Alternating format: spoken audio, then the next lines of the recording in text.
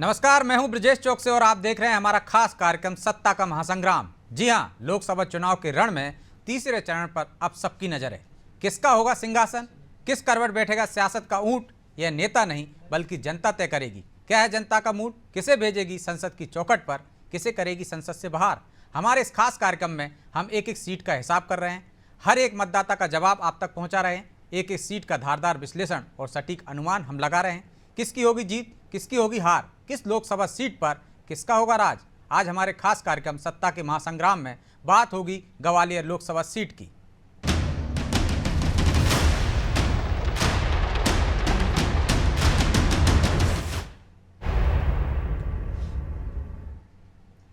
ग्वालियर पूरे देश में तानसेन की नगरी के नाम से भी प्रसिद्ध है। संगीत के सुर हों या सियासत के सुर, इसका असर देश भर में देखने को मिलता है। ग्वालियर की राजनीति में भी फिल्मी कहानियों जैसे रंग दिखाई देते हैं। यहाँ की राजनीति की पुस्तक में राजा महाराजाओं का राजपाट छीनने के बाद शक्ति केंद्र बने रहने की जद्दोजहद है, तो राष्ट्रपिता महात्मा गांधी की हत्या का अध्याय भी मिलता है। ग्वालियर लोकसभा सीट वो सीट है जहाँ से भारत रत्न अटल बिहारी वाजपेयी ने प्रधानमंत्री बन शहर को गौरवान्वित किया, तो पैसे लेकर सवाल पूछने के मामले में सांसद से इस लोकसभा क्षेत्र को कलंकित भी किया। इस सीट पर महल की राजनीति का प्रभाव भी रहता है, और ये प्रभाव कितना है इसका अंदाजा इस बात से लगाया जा सकता है कि 8 बार तो सिंधिया उपनाम वाला प्रत्याशी मैदान में उतरा और आसानी से जीता। दोनों प्रमुख राजनीतिक दल भाजपा और कांग्रेस में सिंधिया परिवार का दखल साफ नजर आता है। एक समय तो कहा जाने लगा था कि महल से जो नाम जारी हो जाए उसकी जीत तय मानिए। इस सीट पर कई रोचक किस्से भी हैं, जिनमें से एक यह भी है कि इंदिरा गांधी की हत्या के बाद जब लोकसभा चुनाव हो रहे थे तो अटल बिहारी वाजपेयी के ग्वालियर से चुनाव मैदान में उतरने से यहां भाजपा की जीत तय मानी जा रही थी। इसके दो कारण थे, एक तो वह खुद ग्वालियर के थे, दूसरा उन्हें पार्टी की दिग्गज नेता राजमाता विजय राजे सिंधिया का समर्थन हासिल था। उस वक्त माधवराव सिंधिया गुना संसदीय क्षेत्र से चुनाव लड़ रहे थे, लेकिन नामांकन भरने के अंतिम दिन माधवराव से तत्कालीन पीएम राजीव गांधी ने कहा कि वो ग्वालियर से अटल के खिलाफ लड़ेंगे। माधवराव अंतिम क्षणों में ग्वालियर पहुंचे और पर्चा दाखिल कर दिया। इस चुनाव में राजमाता धर्म संकट में रही, एक और बेटा था तो दूसरी ओर पार्टी। जब चुनाव परिणाम आए तो अटल बिहारी वाजपेयी हार गए। हालांकि लगातार चुनाव जीत रहे माधवराव को उस वक्त तगड़ी चुनौती मिलनी शुरू हुई, जब भाजपा के जयवान सिंह पवैया एक के बाद एक चुनाव में उनकी जीत का अंतर कम करते जा रहे थे, और 1998 में पवैया के सामने यह जीत का अंतर महज 26,000 पर पहुँच गया। और ऐसा कहा जाता है कि हार से आशंकित माधवराव सिंधिया ने 1999 का चुनाव ग्वालियर के बजाय गुना से लड़ना पसंद किया। इस सीट का चुनावी इतिहास ये भी है कि 1952 में यहाँ से पहला चुनाव जीतने वाले बीजी देशपांडे उसी हिंदू महासभा के प्रत्याशी थे जिससे महात्मा गांधी का हत्यारा नाथूराम गोडसे से जुड़ा था। लेकिन इस सीट पर दबदबा सिंधिया परिवार का ही रहा, और अब ज्योतिरादित्य सिंधिया की साख भी इस सीट से जुड़ी है। अगर बीजेपी को यहाँ से जीत मिलती है तो सिंधिया की पार्टी में जमीन और मजबूत होगी। हालांकि इस बार बीजेपी ने यहां से भारत सिंह कुशवाहा को टिकट दिया, जिनका मुकाबला कांग्रेस के प्रवीण पाठक से होगा। लेकिन इस बार कौन किस पर भारी पड़ेगा, जनता के मन में क्या है, इसे समझने की कोशिश करते हैं। और इसी के लिए चर्चा में हमारे साथ मौजूद हैं हमारे ग्वालियर संवाददाता अजय शर्मा, हरीश यादव बीजेपी नेता हैं, राम पांडे कांग्रेस प्रवक्ता हैं, अर्पणा रावत वरिष्ठ पत्रकार हैं, अर्पण रावत, और हमारे सहयोगी मनोज वर्मा। आप सभी का बहुत बहुत स्वागत है। पांडे जी, शुरुआत आपसे ही करते हैं, क्योंकि चुनौती आपके सामने ही है। क्या इस बार सिंधिया आपके पास नहीं है, जो एक तगड़े और एक क्षेत्रीय छत्रप थे कांग्रेस के, वो बीजेपी में जा चुके हैं। ऐसे में चुनौती बढ़ी है। क्या आपको लगता है कि ग्वालियर में इस बार जीत दर्ज हो जाएगी बिना छत्रप के? जी, सिंधिया जी बहुत बड़े नेता थे और हैं भी। और जब सिंधिया कांग्रेस को छोड़कर गए तो भाजपा के मुताबिक और मीडिया के मुताबिक करीब 70,000 कार्यकर्ता कांग्रेस के ज्योतिरादित्य सिंधिया के साथ बीजेपी में चले गए थे। उसके बाद विधानसभा चुनाव भी हुए और महापौर के चुनाव हुए। महापौर में ग्वालियर में कांग्रेस काफी समय से नहीं जीत रही थी जी। जब सिंधिया जी चले गए और सिंधिया जी के साथ ग्वालियर के 70,000 कार्यकर्ता चले गए, कांग्रेस ग्वालियर में कुछ नहीं बचा बीजेपी के मुताबिक, और ग्वालियर में महापौर कांग्रेस का जीत जाता है। अब ये तो बड़े रिसर्च की बात है कि सिंधिया जी चले गए, राष्ट्रीय और अंतर्राष्ट्रीय स्तर के नेता चले गए कांग्रेस से, और कांग्रेस महापौर का चुनाव हार रही थी जब सिंधिया जी कांग्रेस में थे, और उनके जाने के बाद जीत गई। दूसरा विधायक के चुनाव हुए, जो बिकाऊ विधायक थे, उन 2 सीटें खाली हुई, तो बिकाऊ विधायक कई जगह जीते और कई जगह हारे। लेकिन रहते हैं, जिस विधानसभा में सिंधिया जी वोट डालते हैं, जिस विधानसभा में सिंधिया जी प्रचार करते हैं, वहां कांग्रेस जीत गई। वहां जो बिकाऊ विधायक थे वो हार गए। सिंधिया जी ने उनके लिए रात दिन प्रचार किया। शिवराज सिंह चौहान भी आए, राष्ट्रीय अंतर्राष्ट्रीय स्तर के भारतीय जनता पार्टी के सारे नेता आए, और सिंधिया जी जिस विधानसभा में रहते हैं उस विधानसभा पर भी भारतीय जनता पार्टी को चुनाव नहीं जितवा पाए। फिर अभी विधानसभा चुनाव हुए, ग्वालियर लोकसभा में 8 सीटें हैं, 4 कांग्रेस के पास, 4 बीजेपी के पास। सारे वोट मिला दिए जाएं तो कांग्रेस को करीब 30,000 वोट ज्यादा मिले थे। तो सिंधिया जी अंतरराष्ट्रीय स्तर के नेता हैं और मोदी जी तो ब्रह्मांड के नेता हैं, लेकिन फिर भी इतना सब करने के बाद भी कांग्रेस को ग्वालियर में 30,000 वोट ज्यादा मिले। फिर अभी ग्वालियर में की बात करें तो शिवराज जी मुख्यमंत्री रहते हुए कई घोषणाएं कर चुके थे, वो काफी अधूरी पड़ी हैं। उनको कई बार गिना चुके हैं। चंबल की बात करें, जैसे भिंड मुरैना में मेडिकल कॉलेज का शिलान्यास शिवराज सिंह चौहान कर चुके हैं, लेकिन अभी एक ईंट भी नहीं लगी है। चंबल का पानी ग्वालियर लाएंगे, एक पाइप लाइन नहीं बिछी है। अटल एक्सप्रेस वे लगेंगे, डालेंगे, अभी उसका कुछ अता पता ही नहीं है। रोपवे बनाएंगे, फूलबाग से किले तक रोपवे बनाएंगे। जब सिंधिया कांग्रेस में थे तब शिवराज सिंह चौहान रोपवे बना रहे थे फूलबाग से किले के लिए, और किले में जहां रोपवे का एंड था वो सिंधिया स्कूल के पास था। जैसे ही सिंधिया बीजेपी में गए, उन्होंने उस रोपवे के काम को बंद करा दिया कि अरे मेरे स्कूल के पास ये रोपवे भारतीय जनता पार्टी कैसे बना सकती है, अब तो मैं भारतीय जनता पार्टी में हूँ। तो सिंधिया जी के जाने के बाद जो ग्वालियर में विकास कार्य भी होना था वो भी ठप हो गया, वो भी नहीं हो पाया। ठीक। तो सिंधिया जी के जाने से मतलब आपका सीधा कहना है कि सिंधिया के जाना आपके लिए शुभ हो गया। यादव जी वो कह रहे हैं सिंधिया जी कांग्रेस में थे तो हम महापौर नहीं जीतते थे, लगातार हारते थे, और वो बीजेपी में चले गए तो हमारे लिए शुभ है, महापौर भी जीत गए और 30,000 वोट आपसे ज़्यादा मिले हैं उनको विधानसभा में। बराबर का मुकाबला है, या यूँ कहें कि उनका पल्ला भारी है। ऐसे में आपको क्या लगता है कि आप क्यों जीतेंगे, जबकि अधूरे काम हैं, कुछ काम सिंधिया ने रुकवा दिए अपने स्वार्थ की वजह से, और वैसे भी आपने वादे किए वो पूरे नहीं किए। पांडे जी जो गिना रहे थे मेडिकल कॉलेज से लेके तमाम चीज़ें। पहले तो मैं आप सबको प्रणाम करता हूँ, राम जी को प्रणाम करता हूँ, अर्पण जी को प्रणाम करता हूँ, अजय जी आपको भी प्रणाम करता हूँ। जैसा कि हमारे कांग्रेस के नेता राम जी ने बताया कि किस प्रकार से उन्होंने जो हमारी कमियां गिनाई, तो मुझे बड़ा आश्चर्य होता है कि मध्य प्रदेश में भारतीय जनता पार्टी की सरकार जो जनता द्वारा चुनी जाती है, 163 सीट जीत कर मध्य प्रदेश में हम सरकार बनाते हैं, जनता हम पे विश्वास करती है।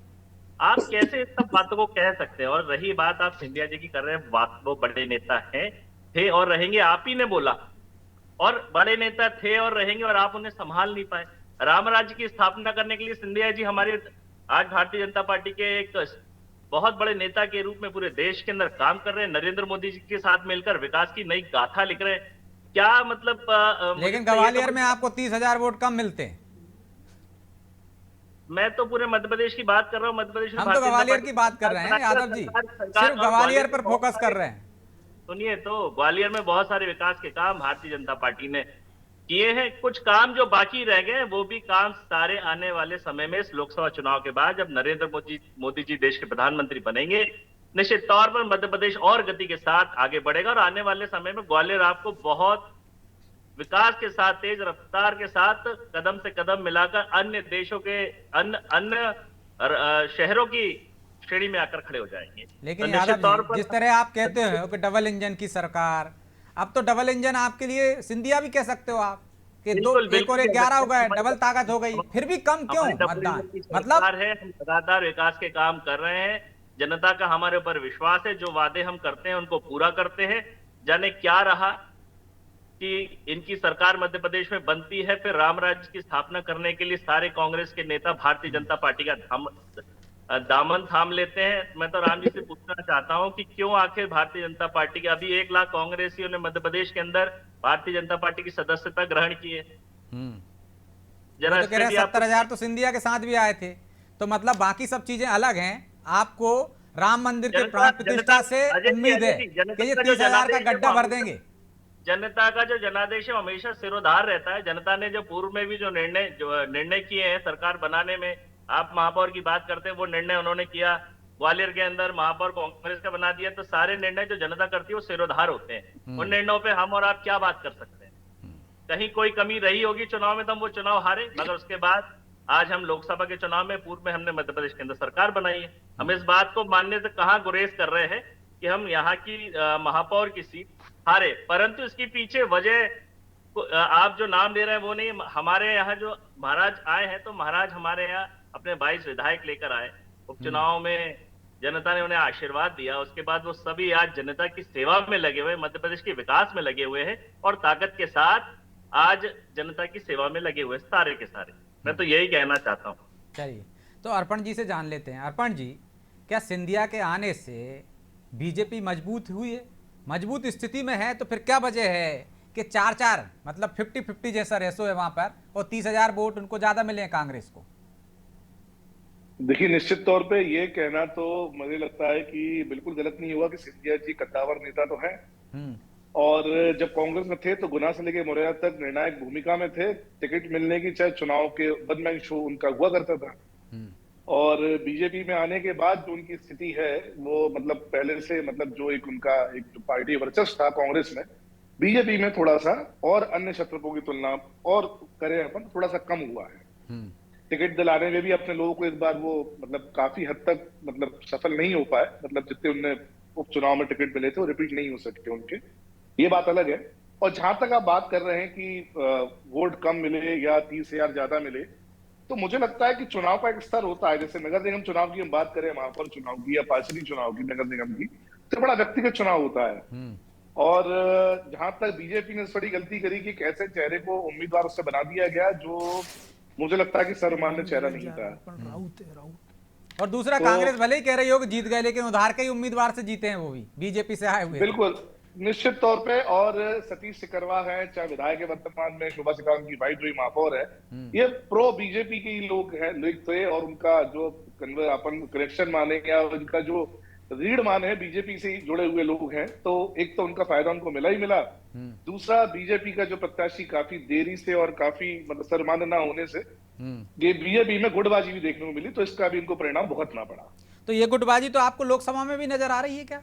इसका दुष्परिणाम तो यहाँ भी भुगतना पड़ सकता है। बिल्कुल बिल्कुल बिल्कुल आ रही है, बिल्कुल आ रही है।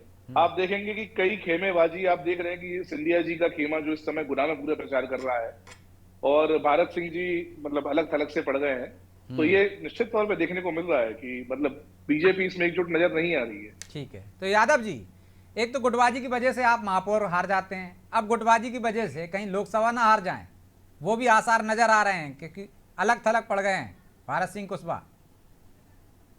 भारतीय जनता का एक एक कार्यकर्ता भारत सिंह कुशवाहा को जिताने के लिए अपने प्राणपण से जुटा हुआ, ऐसा सोचना। नेता नहीं जुटे, बस सारे के सारे कार्यकर्ता, सभी नेतागण, नेता जुटेगा नहीं, बस सारे दिग्गज आपके बहुत सारे वही हैं, उन्हीं में टकराहट है लगता है। नहीं, आपको लगता है? आप जरा आके देखिए, हमारे बहुत सारे बड़े नेता वार्ड बूथ ये कांग्रेस नहीं कह रही भाई, अर्पण जी कह रहे हैं। इनसे पूछ लीजिए, इनके कितने विधायक, इनके पूर्व महापौर प्रत्याशी, कितने लोग इन्हें सड़कों पे दिख रहे हैं, कोई फोटो या वीडियो दिखा दे। नहीं, आज ही सुबह हम सब लोगों ने जनसंपर्क किया, सभी लोग अपने वार्डों में जनसंपर्क कर रहे हैं। आप तो चूंकि लोकसभा प्रभारी हैं, तो आपका तो बनना जायज है, बाकी मैं आपके वरिष्ठों की बात कर रहा हूँ। अर्पण जी, मैं बताना चाहता हूं कि पूरी पार्टी आज भारत सिंह कुशवाहा के साथ ताकत से खड़ी हुई है। निश्चित तौर पर ये परिणाम भारतीय जनता पार्टी के पक्ष में और बहुत प्रचंड रूप से आने वाले हैं। ठीक है, एक छोटा सा कमेंट पांडे जी आपका भी, क्योंकि उधार के प्रत्याशी से आप महापौर जीते, मतलब जो आप कह रहे हैं 70,000 कार्यकर्ता भी चले गए, बड़े नेता भी चले गए, तो अब आपके पास भी टोटा है, बीजेपी के भरोसे हैं जो वहां से आ गए हैं नाराज होके। तो मतलब ये बात कांग्रेस पर ही लागू होगी केवल? कांग्रेस सिंधिया के कारण देखिए ना, मुरैना में भी आपने उम्मीदवार दे दिया, महापौर भी आपके एक ही परिवार से, विधायक भी आपके, मतलब हमारे 28 विधायकों के साथ जब बीजेपी की सरकार बनी तो फिर कांग्रेस को क्रेडिट क्यों नहीं दिया? 500 करीब विधायक आज बीजेपी में है और जो मोदी सरकार बनी है वो कांग्रेस के सांसदों के कारण बनी है, तो मोदी जी की अब उपलब्धि क्यों बताते हैं? फिर ये बताया जाना चाहिए ना कि कांग्रेस के सांसदों के कारण, कांग्रेस के सांसदों के कारण मोदी जी। चलिए हम कह देते कांग्रेस के विधायकों के कारण सरकार चली गई थी आपकी, तो क्या आपको लगता है कि बीजेपी के भरोसे आप वहां जीत जाएंगे? आपके यहाँ गुटबाजी नहीं होगी जिस तरह से उनके यहाँ गुटबाजी नजर आ रही है अर्पण जी को, तो वो तो आपके जरूरी है यहाँ भी कि दिखेगी। जी नकारात्मकता जरूरी है, कांग्रेस के लिए बोला जाए, बीजेपी के लिए कोई नहीं बोल सकते। और दूसरी बात, शरद यादव जी ने अभी कहा कि सब लगे हुए हैं। इमरती देवी जी क्या कह रही है सरेआम कि भारत सिंह कुशवाहा को हराइए। क्या इमरती देवी भारतीय जनता पार्टी की नेता नहीं है क्या? ये तो सब ये तो वो सरेआम बोल रही है कि भारत सिंह कुशवाहा को हराइए, प्रवीण पाठक को जिताइए। बाकायदा ऑडियो वायरल हो रहा है उनका। तो रावत जी ने कल ही पार्टी छोड़ी है, क्या कारण रहे पार्टी छोड़ने के? भारतीय जनता पार्टी का दामन थामा है और मुरैना में, ग्वालियर में उन्होंने संकल्प लिया है कि भारतीय जनता पार्टी को जिताना है और देश के अंदर नरेंद्र मोदी जी की सरकार बनाना है। क्या कारण रहे आपके विचार? लेकिन यादव जी, उनका तो एक और ऑडियो पहले भी वायरल हुआ था, पंडोकर सरकार वाला, कि किसने हरवाया आपको हम बता देंगे।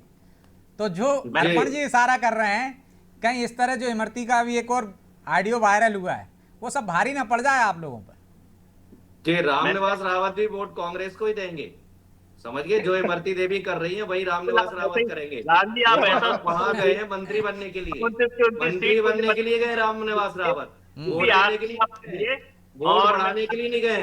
रामनिवास रावत को मंत्री पद चाहिए, रामनिवास रावत को 20 करोड़ रुपए चाहिए। तो आप इमरती को क्या देने वाले देंगे?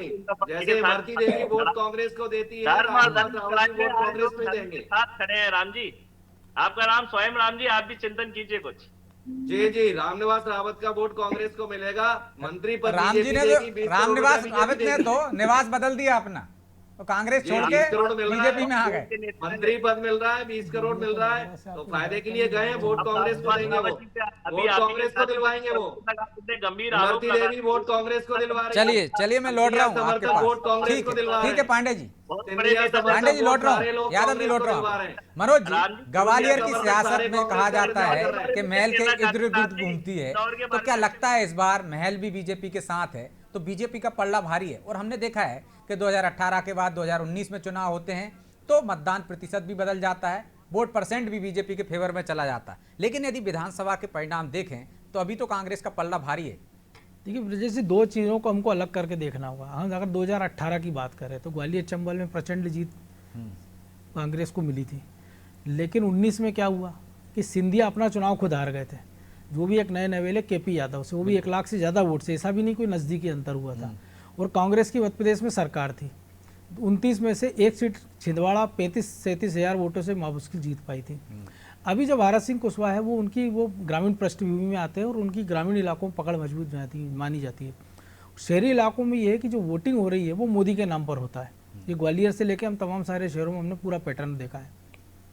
दिक्कत गुटबाजी अकेले बीजेपी के साथ नहीं, कांग्रेस के साथ भी है, क्योंकि जब प्रवीण पाठक का जब नाम घोषित हुआ था, पिछली बार वो नज़दीकी अंतर से चुनाव जीते थे, इस बार वो चुनाव हार गए थे। कांग्रेस का एक खेमा राम सेवक बाबूजी गुर्जर, जिनको नोट फार केशवार कांड वाले में जिनमें उनकी सदस्यता गई थी, उनको चाह रहा था कि उनको टिकट मिल जाए। एक खेमा प्रवीण पाठक के पक्ष में था। इसको लेकर कांग्रेस के जो 16 बच्चे गिनती के 2-4, उनमें आपस में तलवारें खिंच गई थी। चाहे वो मुरैना की बात कर लें हम, चाहे वो ग्वालियर लोकसभा सीट की बात कर लें। उसके बाद जो परिस्थितियाँ बनी, उमंग सिंगार का जब फिर बयान आया कि अगर जीतू पटवारी चुनाव लड़ेंगे, दिग्विजय सिंह चुनाव लड़ेंगे, तो मैं भी चुनाव लड़ूंगा। मजबूरी में दिग्विजय सिंह को राजगढ़ से चुनाव लड़ना पड़ रहा है। दूसरी एक बात है जो ग्वालियर के विकास की बात है, निश्चित तौर पर सिंधिया परिवार का इतना दबदबा रहा है और कई सारे ऐसे काम वहाँ आपको मिलेंगे जो सिंधिया रियासत में तब हुए जब देश में लोकतंत्र कायम नहीं हुआ था, आज़ादी के पहले के। चाहे वो तिगरा डैम की बात हो, या फिर माधवराव सिंधिया जब केंद्रीय रेल मंत्री रहे, या उनका प्रभाव रहा। लेकिन बीच के सालों में अगर वो 10 वर्ष का कार्यकाल छोड़ दिए, उसके बाद उतना डेवलपमेंट निश्चित तौर पर ग्वालियर का हुआ नहीं है, क्योंकि बगल में मालनपुर जैसा इंडस्ट्रियल एरिया है, मुरैना का बामनोर है, ऐसे तमाम सारे इलाके हैं, लेकिन उतना डेवलपमेंट हो नहीं पाया है। जो ग्वालियर के लिए चंबल के पानी की बात आ रही है, वो निश्चित तौर पर वो एक बड़ी समस्या है। जिस की बात हो रही थी, ग्वालियर किले को लेकर बात हो रही थी, रोपवे को लेकर, वो अभी से नहीं, वो बहुत समय से चल रहा है। सोन चिरैया जो अभ्यारण्य था, उसकी ज़मीन को लेकर कि नोटिफिकेशन होगा, क्योंकि हर साल वहाँ पे फॉरेस्ट के अधिकारी बताते हैं कि एक सोन चिरैया का अंडा मिला है, उसके छिलके बताते हैं, उसके बाद वो अनुदान ले लेते हैं। और लेकिन वो सोन चिरैया किसने देखी आज तक? फॉरेस्ट के अलावा वहाँ किसी ने देखी नहीं, उसके आसपास के इलाकों में। ये सारी चीज़ें जो शहर के अंदर से पूरा एक बड़ा हैवी ट्रैफिक निकल रहा है, रिंग रोड की ज़रूरत जो ग्वालियर के, वो पूरा नहीं हो पाया। जिस चंबल एक्सप्रेस वे की बात हो रही, वो पूरा नहीं हो पाया। लेकिन सवाल ये है कि यही सिंधिया परिवार कांग्रेस में था, तब उनको विकास पुरुष बताया जाता था, चाहे वो माधवराव सिंधिया हो, चाहे वो ज्योतिरादित्य सिंधिया हो, यशोधरा राजे भी एक बार बीजेपी से वहाँ चुनाव जीत चुकी, उपचुनाव, बाद में एक चुनाव जीती हैं। राजमाता सिंधिया भी चुनाव जीती है। तो जब आप डिसक्रेडिट और क्रेडिट का खेल है तो फिर सिंधिया के खाते में क्यों नहीं दिया जाए उसको, फिर उसको बीजेपी कांग्रेस क्यों जोड़ा जाए? क्योंकि जब टिकट सिंधिया फाइनल करते थे, ग्वालियर का हो, भिंड मुरैना का हो, गुना का हो, विधानसभा में भी आप पिछले 2018 में देख लीजिए, जब कांग्रेस की सरकार बनी तो पूरा क्रेडिट किसको दिया गया है मध्य प्रदेश में कि सिंधिया के कारण ये सरकार बनी है और कमलनाथ के कारण सरकार बनी है, और एक बड़ा रोल दिग्विजय सिंह का था। तो पांडे जी, जब पहले आप सिंधिया को क्रेडिट देते थे तो अब क्यों नहीं? और अब आपकी बात पर कौन यकीन करेगा कि सिंधिया की वजह से विकास नहीं हुआ या सिंधिया हमारे पास थे इसलिए नुकसान होता था? जी, हमने कब का सिंधिया ने विकास नहीं किया? माधवराव सिंधिया ने भामोर डेवलप किया, माधवराव सिंधिया ने मालनपुर डेवलप किया, माधवराव सिंधिया ने बहुत विकास कार्य किए, शताब्दी ट्रेन शुरू की, ग्वालियर रेलवे स्टेशन का विस्तार किया। हमने तो कभी नहीं कहा सिंधिया ने विस्तार नहीं किया। हाँ, ये मोदी जी और बीजेपी की बात पर कोई विश्वास नहीं करेगा, क्योंकि ये मोदी जी की पार्टी बीजेपी के लोगों को, विशेषकर शिवराज सिंह चौहान, जयवंत सिंह पवैया ने सरेआम कहा है कि सिंधिया तो गद्दार है। अब सिंधिया को देशभक्त कह रहे हैं, विकास पुरुष कह रहे हैं।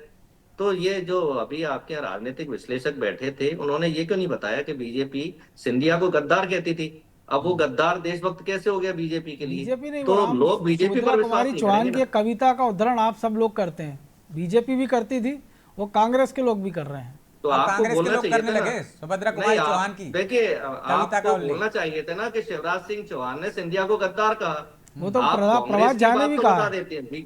प्रभात झा भी आपने ये अध्यक्ष क्यों थे नहीं तब कहा कहते थे। शिवराज सिंह तो चौहान आप ने कहिए सिंधिया ना, को गद्दार कहा। सब कुछ हमसे ही क्यों आप कहलवाना क्या चाह रहे हो? बोलने हमसे नहीं क्यों देंगे, कहलवाना चाह डिस्टर्ब रहे हो? करेंगे जिससे जनता तक सच्चाई ना पहुंचे। अब डिस्टर्ब इसलिए किया जाएगा कि क्योंकि मैं राजनीतिक विश्लेषक जो होते हैं बीजेपी माइंडेड, उनकी यहाँ बात उन्होंने बोला है कि नहीं लक्ष्मीबाई बोलने देंगे ना। कुछ उस पर भी बोल दीजिए यार थोड़ा आदमी। कि आपने कहा था। राम जी, चलिए लौट रहा हूँ। अजय भी हमारे साथ जुड़े हैं, जरा जमीनी हकीकत भी जान लेते हैं। उन्होंने लोगों से भी चर्चा की है। अजय, सुन पा रहे हैं आप मुझे? सिंधिया ने तो हमेशा कहा सिंधिया गद्दार है। जयवंत सिंह पवैया तो खुल आ रहा हूँ पांडे जी, आ रहा हूँ। अजय, सुन पा रहे हैं आप मुझे? तो बीजेपी को अजय,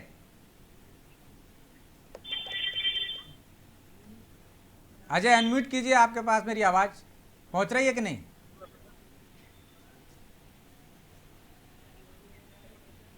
जी बोलिए जी। अजय, जमीनी हकीकत क्या है? आपने कांग्रेस को भी सुना, आपने बीजेपी को भी सुना, आपने हमारे अर्पण जी को सुना जो पत्रकार हैं, मनोज जी को भी सुना, लेकिन हकीकत क्या है? जमीन पर क्या नजर आ रहा है? क्या मुद्दे प्रभावी हैं जो कांग्रेस उठा रही वो, या राम मंदिर का मुद्दा वहां पे ज्यादा असरकारक है और सिंधिया के आने की वजह से अब ऐसा लगता है कि बीजेपी का पल्ला भारी हो गया है? क्या है फीडबैक जनता का? जी, मुद्दे की बात की जाए तो बीजेपी के जो मुद्दे हैं, जैसे कि एलिवेटेड रोड है और जी हाँ अजय बोलिए।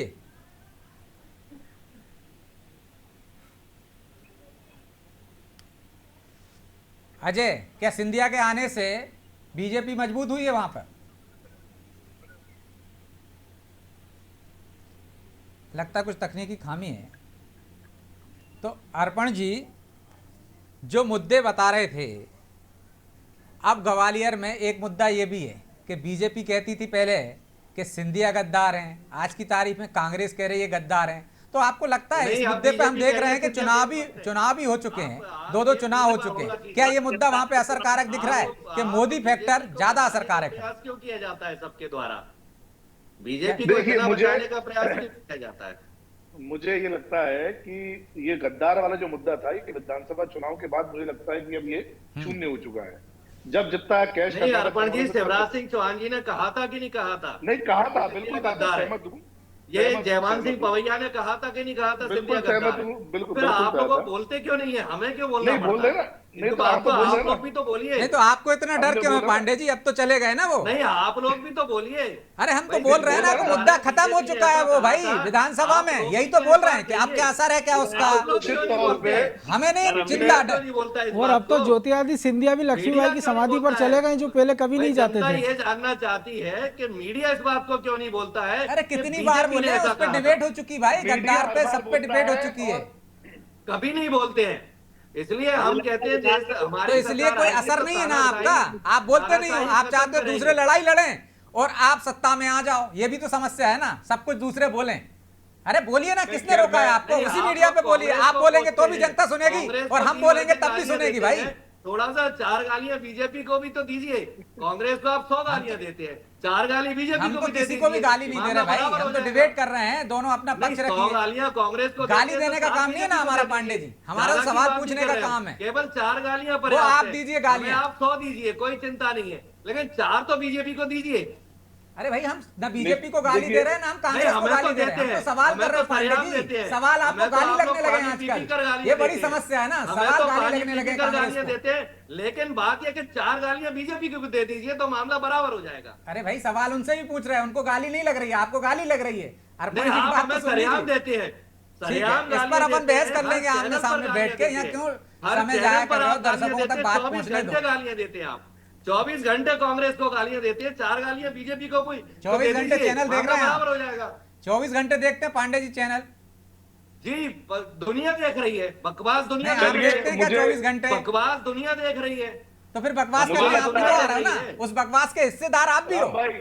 जी अब आप कुतर्क कर रहे हैं इस बात को, अरे आप आपको तर्क करने नहीं आ रहा है, आप इस बात आने को दीजिए कुतर्क कर रहे की हैं, बात। अभी भी आप बीजेपी को बचाने का प्रयास कर रहे हैं, अभी भी आप मोदी भक्ति कर रहे हैं, अभी भी आप बीजेपी भक्ति कर रहे हैं, अभी भी आप सुधर नहीं रहे हैं, अभी भी आप बीजेपी से डर रहे हैं, अभी भी आप कांग्रेस को वो गालियां तो दे रहे हमको हैं। पता चल रहा है कि कौन किससे डर रहा है, कि सिंधिया को गद्दार जी, बोलने में राम पांडे को मोदी चैनल जी ने आपका मुंह पर बंद बोल कर रहे हैं, रखा आप है। बोलिए, आप बोलिए, क्यों आप क्यों नहीं बोल रहे हैं? तो ये डर बता रहा है आपका, मोदी जी ईडी सीबीआई का डर आपको सही बताता है। मोदी जी प्रचार कर रहे हैं, अब आ जाने दीजिए, अरे समय नहीं है मेरे पास भाई, फिर कहोगे आप मेरी आवाज डाउन कर। बलात्कारी का प्रचार कर रहे हैं रेवन्ना का, क्या आपने डिबेट की?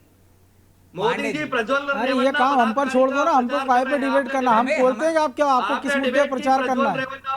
अरे आपको डिबेट में मुद्दा पसंद नहीं आ रहा तो आप नहीं आते, दूसरा जाता पार्टी का आपका व्यक्ति, 3000 आपके पास शब्द नहीं है, आपके पास जवाब नहीं है, आपके पास तर्क नहीं है, तो बेवजह की बहस कर रहे हैं आप पांडे। चलिए पांडे जी की आवाज डाउन कर दीजिए, अजय जो बोलेंगे वही सुनाई देगा। अजय बताइए क्या है जमीनी हकीकत?